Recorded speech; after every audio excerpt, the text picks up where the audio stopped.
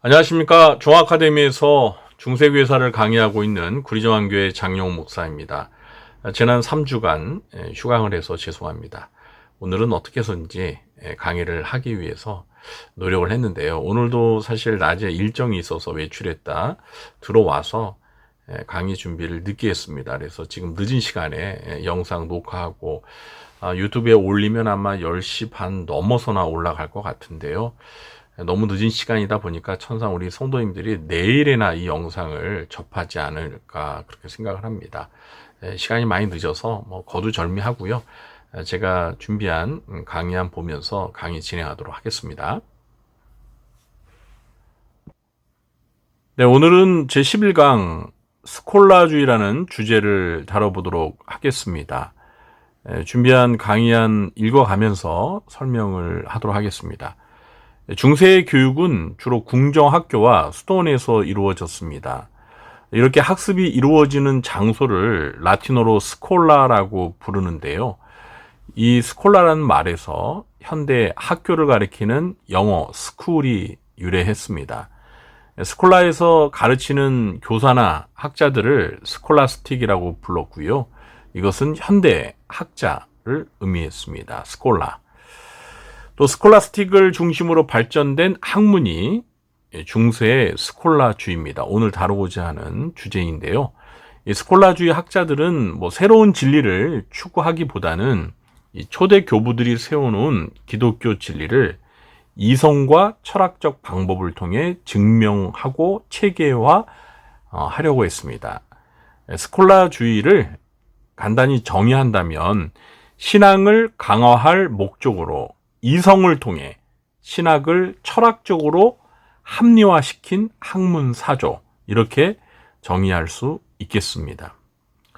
그러니까 중세 초기까지만 하더라도 이제 초대교회 때부터 이 신학적 진리를 신앙으로 받아들이는 그런 분위기였다면, 이제 중세에 접어들면서 초기까지만 해도 이런 분위기였는데요. 이제 이 그리스의 철학적인 방법론과 이 신앙이 접목되면서 신앙을 강화할 목적으로 이성을 통해 철학적인 방법으로 신학을 강화시키고자 하는 이러한 움직임이 있었는데, 이것이 바로 스콜라주의입니다. 철학사에서 스콜라 철학 또는 스콜라 신학으로 이렇게 다루어지고 있습니다. 오늘 이 스콜라주의를 다루는 것인데요. 사실 이 내용이 깊이 있게 들어가면 참 어렵더라고요. 네, 저도 이해하는데 솔직히 어려움이 있었지만 그렇게 깊이 있게 다루지는 않겠고요. 우리 성도님들께서 이해하기 쉽도록 가급적 쉽게 설명을 하도록 하겠습니다. 먼저 스콜라주의 태동의 배경에 대해서 좀 설명을 드리겠습니다. 이 이슬람의 확장 시기에, 그러니까 6세기서부터 거의 10세기, 이 이슬람 세력들이 이제 서방 교회까지 위협하려고 했었죠. 이 동방교회 지역에 이슬람 세력이 확장을 하면서 또 예루살렘도 이슬람 지역이 점령할 때가 있었고, 그래서 이제 십자군 또 원정이 있지 않았습니까? 근데 이 이슬람이 이렇게 점점 세력을 확장해 가면서 이슬람 사상가들은 이 그리스 고전의 유산을 이제 적극적으로 수용을 했습니다. 그러면서 그들은 아리스토텔레스의 철학을 계승해서 자기들의 그 이슬람 사상에 반영을 했습니다. 그런데 이 서유럽에서는 그동안 플라톤의 사상이 중심 사상이 되어서 이 기독교의 진리를 설명하는데 어떤 중심축이 되었다면, 아리스토텔레스의 저작들이나 이런 것들은 서유럽의 소개가 되지 않았습니다. 그런데 이 이슬람주의자들이 아리스토텔레스의 저작들을 이제 발굴하면서 자기들의 사상에 적극적으로 수용을 했는데, 이 이슬람 세력에 대항해서 서유럽에서 십자군 원정을 하지 않았습니까? 그러면서 이 수세기 동안 유럽에서 잊혀졌던 그리스 문헌들이, 특별히 아리스토텔레스의 저작들이 이 십자군 원정대와 순례자들을 통해서 이제 서유럽으로 유입이 되면서 라틴어로 번역이 되어 소개되었습니다. 특히 아리스토텔레스의 저작들이 그동안 플라톤 사상이 주류였던 이 유럽의 사상적 발전에 큰 영향을 미치게 되었는데요. 이 스콜라 학자들은 바로 이 아리스토텔레스의 철학 방법론을 자기들의 신학 연구에 접목하기 시작했습니다. 특히 도미니코 스토에와 프란치스코 스토에는 이 스콜라주의 연구의 산실이었습니다. 이 두 스토에에서 많은 스콜라 학자들이 배출되었습니다. 지난번에 그 스토온 개혁 운동을 다루면서 이 스콜라 학자들 소개를 좀 드렸는데요. 이제 궁정학교와 스토온 학교를 벗어나서 대학교가 태동하기 시작했고요.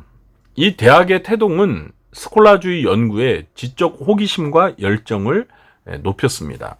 그 중에 이 프랑스의 파리 대학교가 스콜라주의를 앞장서서 연구했던 중요한 학문 기관입니다. 두 번째는 이 스콜라주의의 특징과 좀 방법론에 대해서 말씀을 드리겠는데요.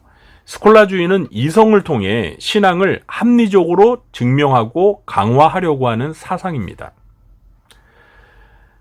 초대 교회 시대부터 중세 초기까지는 이 기독교 진리를 신앙으로 받아들이는 그런 분위기였다면, 이제 중세 초기와 중기로 오면서 이 스콜라주의는 철학의 방법론이라고 할 수 있는 이성을 통해서 이 신앙을 합리적으로 증명하고 그 신앙을 강화하려고 하는 이제 사상입니다. 그러니까 이성과 신앙, 철학과 신학의 통합적인 조화를 시도한 게 바로 이 스콜라주의입니다. 중세 초기의 가톨릭 신앙은 초대교부 어거스틴의 신학을 근간으로 해서 신앙은 이성에 앞선다. 그러니까 이성보다 신앙이, 믿음이 더 우위를 점하고 있다. 이런 기조로 발전을 해왔습니다. 그러나 아리스토텔레스의 철학을 이제 흡수하면서 신앙은 이성에 앞선다는 이런 기조로 바뀌었습니다. 스콜라주의는 이 아리스토텔레스의 철학적인 논증법을 신앙을 강화하는 데 사용하게 된 것입니다. 세 번째는 이제 스콜라주의의 주요 인물들, 사상가들 좀 소개하도록 하겠는데, 오늘 소개하려고 하는 이 스콜라주의 학자들은 3명입니다. 그래서 중세 초기에 스콜라주의의 선구자인 안셀무스, 그리고 중세 중기에 이 스콜라주의 이 사상의 최고봉이라고 할 수 있는 토마스 아퀴나스, 그리고 이 중세 이제 후기에 어떻게 보면 스콜라주의자이자 스콜라주의를 몰락시킨 윌리엄 오캄에 대해서 다루도록 하겠습니다. 먼저 스콜라주의의 선구자인 안셀무스에 대해서 좀 설명을 드리겠는데, 여기 안셀무스 사진이 있습니다. 그림이죠. 네. 안셀무스는 1033년에 태어나서 1109년에 죽었는데, 초기 스콜라주의의 가장 대표적인 인물이었고요. 스콜라주의의 선구자라고 할 수 있습니다. 안셀무스는 이탈리아에서 태어났고 15살 때 수도사가 되기로 결심을 했습니다. 그러나 부모의 반대로 23살이 되어서야 프랑스 노르만디에 있는 베크 도미니코 스토온의 수도사가 되었고요. 1078년에 이 스토온의 원장으로 선출되었습니다.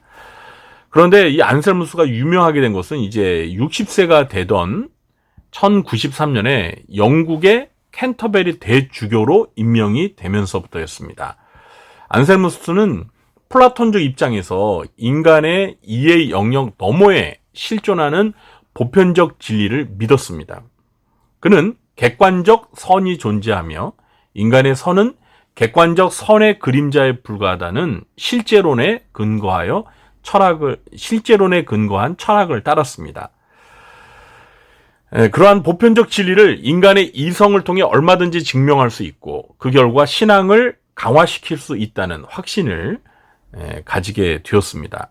안셀무스는 신앙과 이성의 관계에서 초대 교부였던 어거스틴처럼 나는 이해하기 위하여 믿는다는 견해를 가졌습니다. 그는 자신의 저서 대화에서 이렇게 말했습니다. 나는 믿기 위하여 이해를 추구하지 않고 이해하기 위해서 믿는다. 그러니까 믿음을 가질 때 이해가 된다는 이런 입장이었던 겁니다. 그러니까 이 안셀무스는 어거스틴처럼 이성보다 신앙을 우위에 두는 그런 입장이었습니다. 그러면서 만약 내가 믿지 않는다면 이해하지 못하게 될 것을 분명히 확신하기 때문이다. 이렇게 말을 했습니다. 안셀무스는 신의 존재 증명에서 존재론적인 증명을 주장했고요. 또 예수님의 그 속죄에 관해서는 만족 속죄론을 주장했습니다. 만족 속죄론이란 인간의 불순종으로 하나님의 명예와 공의가 손상되었는데 이것을 되찾기 위해 심판을 하든지 보상을 받아야 하는데 하나님께서 그러나 인간은 죄인이기 때문에 어떤 보상도 하나님께 지불할 수가 없잖아요. 그래서 죄가 없으신 성자 하나님이 인간으로 성육신하여서 인간으로 오셔서 십자가 고난과 죽음을 통해서 인류의 죄값을 대신 보상해 주었다는 겁니다. 그래서 그 결과 하나님의 명예와 위엄이 만족스럽게 되었다. 이런 설명을 하게 되었습니다. 네, 이 정도로 안셀무스의 좀 사상을 이야기하고요. 두 번째는 이제 중세의 중기에 스콜라주의를 대표하는 최고의 학자인 토마스 아퀴나스에 대해서 좀 설명을 드리겠습니다. 이 토마스 아퀴나스 사진이 우측에 있는데요. 토마스는 이탈리아 나폴리 근교 아퀴노 지방의 귀족 집안에서 태어났습니다. 1243년 도미니쿠 수도원에 들어가서 알베르투스 마그누스의 제자가 되었습니다. 이 알베르투스 마그누스도 스콜라주의자입니다. 훌륭한 학자인데 이런 훌륭한 학자 밑에서 제자로서 이제 학문을 또 신학을 공부하면서 정말 중세 스콜라주의를 집대성한 그런 위대한 학자가 되었습니다. 그러니까 좋은 스승 밑에서 좋은 제자가 나온 거죠. 아퀴나스는 토마스는 1257년 프랑스 파리 대학교의 교수가 되었고요. 1261년부터는 이제 이탈리아와 프랑스를 오가면서 스콜라주의를 가르쳤습니다. 이 토마스는 해박한 지식 때문에 천사 박사라고 불렀고요. 또 가톨릭 신학을 체계적으로 집대성했습니다. 토마스는 수많은 저서와 글을 남겼고 이교도 대전과 신학 대전이라는 위대한 저수를 남겼습니다. 트렌트 공의회에서 신학 대전에 명시된 이 토마스의 교리적 가르침을 가톨릭 교회의 기본 교리로 확정했고 1879년 교황 레오 13세는 신학 대전을 가톨릭 신학의 원리로 선포했습니다. 그러니까 이 가톨릭 신학은요, 한마디로 토마스 아퀴나스의 그 스콜라주의 신학이 곧 가톨릭 신학의 원리가 된 겁니다. 네, 그만큼 토마스 아퀴나스의 이 사상이 가톨릭 그 중세 가톨릭뿐만 아니라 오늘날까지 가톨릭의 신학의 베이스가 된 거죠. 토마스는 아리스토텔레스의 철학적인 방법론을 통해서 기독교 진리를 적극적으로 논증하려고 했습니다.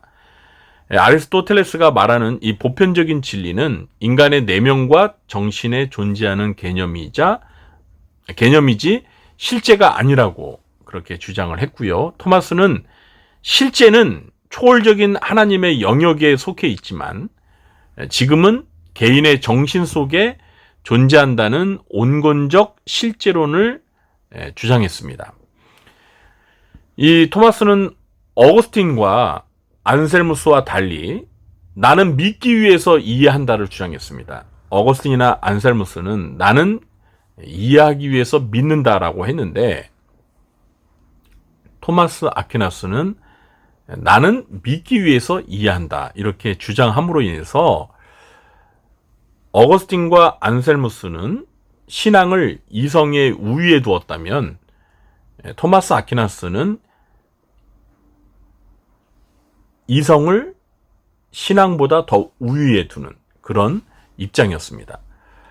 이 토마스 아퀴나스는 신앙과 이성은 상충하지 않고 오히려 상호 통일적인 조화를 이루어서 하나님의 계시 진리를 완벽하게 이해할 수 있도록 상호 보완해 준다라고 이렇게 강조했습니다. 그래서 자연 영역에 속한 신적 계시는 인간의 이성을 통해서 얼마든지 인식이 가능하고 이해가 가능하고 또 초자연적인 영역에 속한 성경의 진리는 신앙을 통해서 깨달을 수 있다라고 주장했습니다. 그래서 토마스는 인간의 이성과 신앙이라는 이 두 통로를 통해서 하나님에 관한 완벽한 지식을 이해할 수 있다라고 이렇게 강조했습니다. 1273년 3월에 이탈리아 포사노바에 있는 시토 수도원에서 100여 명의 수도사가 지켜보는 가운데 이 위대한 학자인 토마스 아퀴나스는 조용히 숨을 거뒀다고 합니다. 다음은 이제 세 번째로 후기 스콜라주의 대표자인 윌리엄 오캄이라는 주의자에 대해서 설명을 하겠습니다. 영국 이 윌리엄 오캄이라고 하는 이 이름은요, 여기 오캄은 사실 그 영국의 한 지역 이름입니다. 그러니까 이 윌리엄은 영국 오캄에서 태어났습니다. 그래서 오캄의 윌리엄이라고 이렇게 부르는데 그냥 윌리엄 오캄이라고 그렇게 지금은 이제 알려져 있습니다. 이 윌리엄은 프란치스코 수도회 수도사로 평생 청빈한 삶을 살았고요. 이 윌리엄 오캄의 사상을 유명론이라고 이렇게 부르는데요. 이 유명론은 보편적 진리나 초월적 실존을 인정하는 실제론과 달리 보편적 진리나 실존은 없고 그러한 개념은 단지 인간이 만들어낸 이름, 명칭에 불과하다라고 이렇게 보았습니다. 그래서 유명론이라고 하는 거예요. 그러니까 보편적 진리나 실존은 없고 그냥 인간이 만들어낸 그 명칭, 이름만 존재한다라고 해서 유명론이라고 하는 겁니다. 그렇다고 해서 유명론자들이 신적 계시를 전적으로 부정하는 것은 아니고요. 신적 계시는 이성과 상관없는 특별한 권위에 의해서 믿을 수 있다고 가르쳤어요. 유명론 스콜라주의자들은, 그러니까 윌리엄 오캄은 이성과 신앙의 통일적인 조화를 부정했습니다. 앞에서 설명했던 그 토마스 아퀴나스는 이성과 신앙의 그 통일적인 조화를 주장한 반면에 유명론 스콜라주의자인 윌리엄 오캄은 이성과 신앙은 서로 조화될 수 없다. 이성의 영역은 이성으로, 계시의 영역은 신앙으로 이렇게 진리를 추구할 수 있을 뿐 이성과 신앙은 조화가 되지 못하고 서로 분리되어야 된다. 서로 결별해야 된다.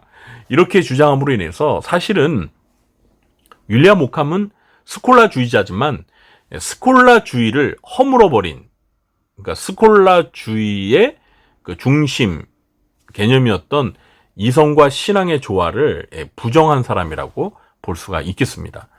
윌리엄 오캄은 신적 계시를 믿는 것은 성경적 권위라는 신앙 영역에 달려있는 것이지 결코 교황이나 공의의 권위에 달려있는 것이 아니라고 강조를 했는데요.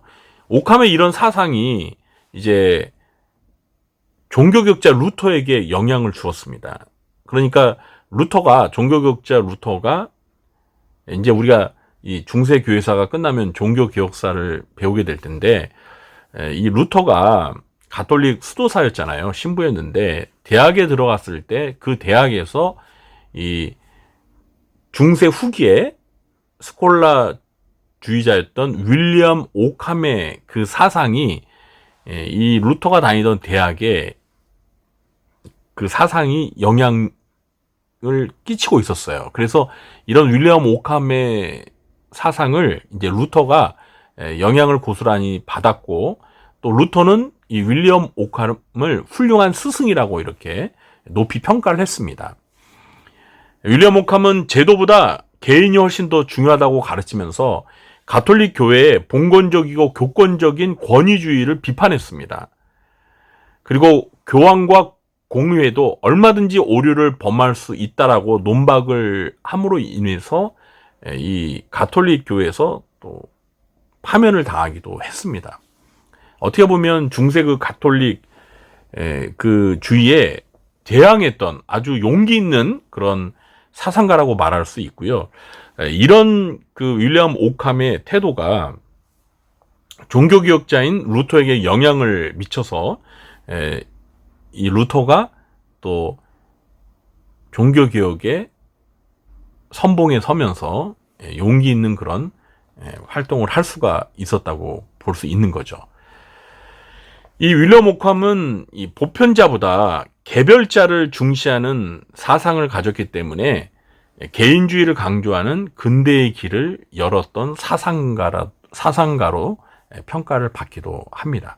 그러니까 이제 윌리엄 오캄은 중세 후기에 스콜라 사상가이면서 근대의 문을 이렇게 열었던 그런 사상가라고 평가를 받기도 합니다. 그래서 뭐 앞서 말한 이 토마스 아퀴나스도 굉장히 유명한 중세 신학자이지만, 또 윌리엄 오캄도 중세를 대표하는 이제 근세의 문을 연 그런 아주 위대한 사상가입니다.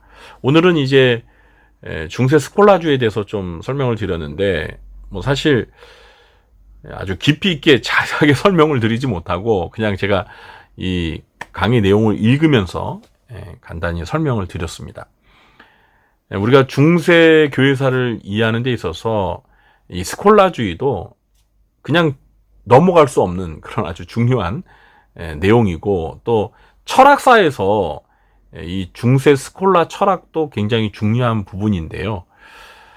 뭐 저도 이 스콜라주의에 대해서 아주 깊이 있는 이해는 솔직히 없습니다. 그래서 저도 이 강의를 준비하면서 좀 중세 철학, 특히 이 스콜라 철학에 대해서, 또 스콜라 신학에 대해서 좀 더 공부를 해야겠다, 그런 도전을 받았습니다. 어쨌든 오늘 이 중세 교회사를 이해하는 데 있어서 그 사상적 기반이라고 할 수 있는 스콜라주의에 대해서 간단히 살펴보았습니다. 오늘 대표적인 3명의 신학자이자 철학자 누구였죠? 안셀무스, 그리고 토마스 아퀴나스, 그리고 윌리엄 오캄. 스콜라주의 학자들이 더 있지만 초기, 중기, 중세 초기를 대표하는 스콜라주의의 선구자인 안셀무스, 그리고 중세 중기에 이 스콜라주의 신학을 어떻게 보면 완성했다고 할 수 있는 토마스 아퀴나스, 그리고 스콜라 후기, 중세 후기 스콜라주의자이면서 스콜라주의를 무너뜨린 윌리엄 오캄, 이 세 사상가들, 여러분 이름을 기억하시고 가장 대표적인 이들의 사상을 여러분들이 간단하게나마 이해하고 있으면 좋을 것 같습니다.